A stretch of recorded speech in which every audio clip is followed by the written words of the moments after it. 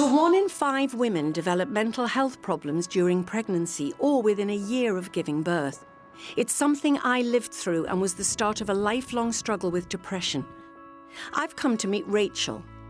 After giving birth to her second child in 2021, Rachel began experiencing symptoms of postnatal depression. At the time, she was living an hour away from friends and family and also dealing with the breakdown of her relationship. I would cry a lot to the point where I couldn't cry no more, and I could still feel like I was crying without anything like happening, no tears. I isolated myself from everyone, friends, family, lived a pretty lonely life. It got to the point where I wasn't eating the best. I lost a lot of weight. I was basically like skin and bones. Why do you think you didn't tell anybody else just how low you were feeling? I didn't want to be a burden. That and sort of trying to protect my eldest daughter, because she was at an age where she was understanding things, and if she'd saw me being down or anything, I didn't want her asking questions. Why does mummy look sad? That's probably why I didn't want to go into depth about how I was feeling. Totally understandable. When Rachel was at her lowest, she found the Scottish Action for Mental Health website. Realising they had a helpline and feeling she had no one else she could talk to, she dialed the number and spoke to one of their trained advisors about how she was feeling.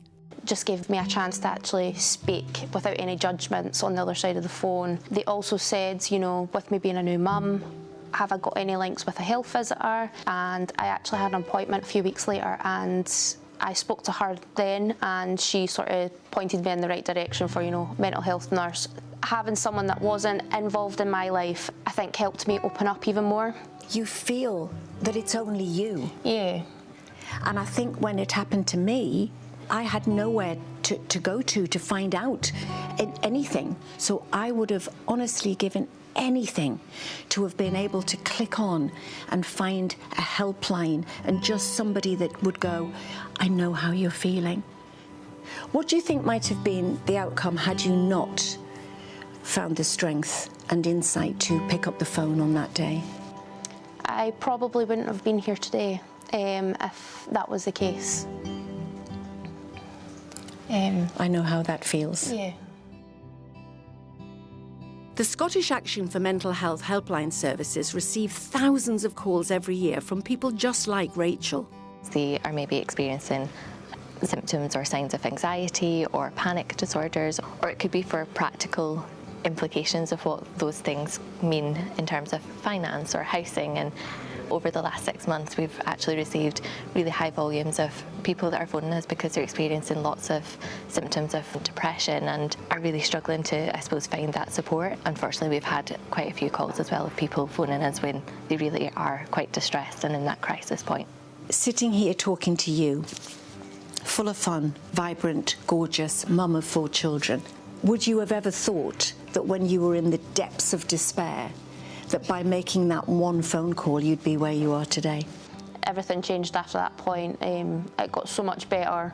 I mean, I've achieved so much since that day, whether it's within myself and my mental health, or, you know, through advocating mental health for other people and being sort of their person that they're able to talk to. It just takes one person to know what you're going through, and it can make a whole lot of difference.